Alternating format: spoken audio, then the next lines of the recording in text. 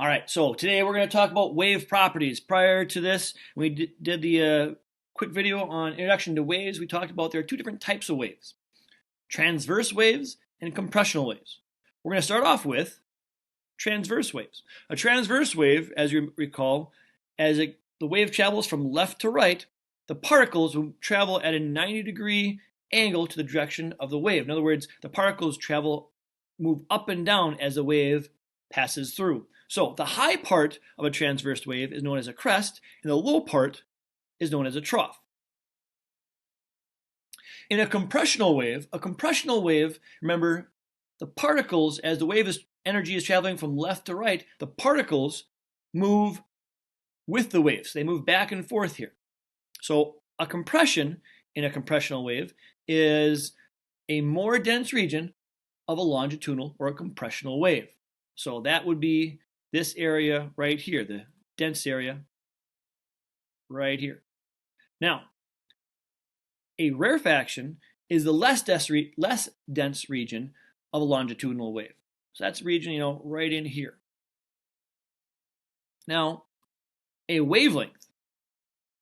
A wavelength is the distance between one point on a wave and the nearest point just like it. So, which is going to be slightly different for different types of waves. For a transverse wave, that means it's going to have from crest to crest, or from trough to trough, or for a transverse wave, you have to have at least a full crest, and you have to have one full trough. All right, you have to have a hill and you have to have a valley. So if I started right here, then one full wavelength would be right here.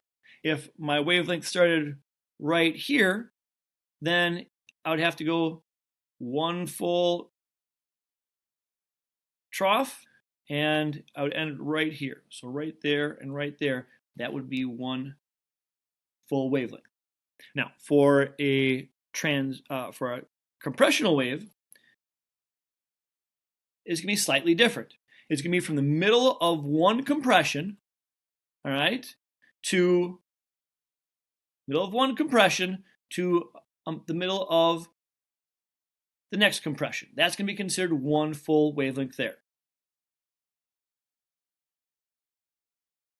Now, frequency is the number of wavelengths that pass a fixed point each second. Now, the label for frequency is hertz.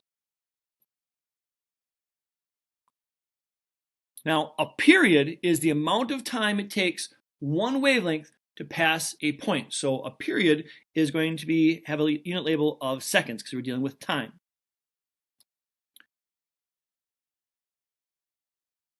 Now, if we take a look at the relationship between frequency and wavelength, as the frequency increases, the wavelength decreases. So provided that both these waves are traveling at the same speed, this is going to have a higher frequency because more wavelengths are passing a point in the same amount of time compared to the one down below.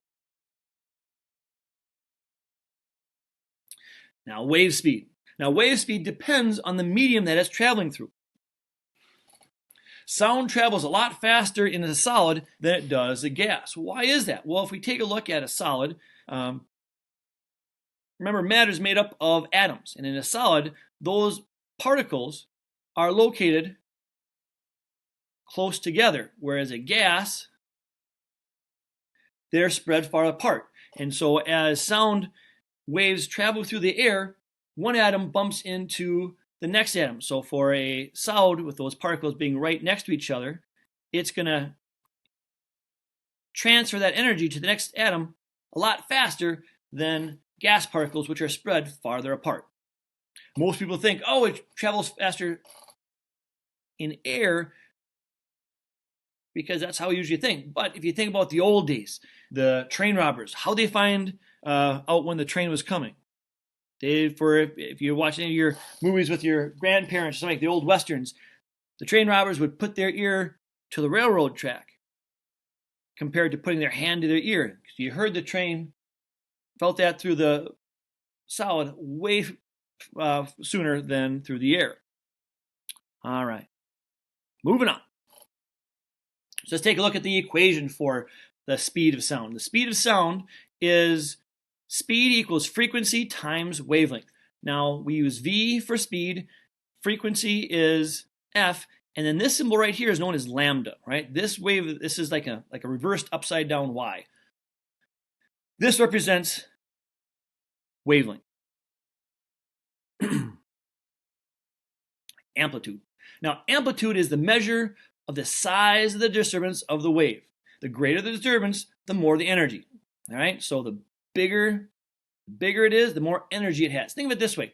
If you were going into the ocean, if anybody's gone into the ocean, and you had really big waves, if you went into the ocean to like waist deep, and a wave comes crashing, a big wave comes after you, or crashes into you, you get tumbled around because there's a lot of energy in that wave.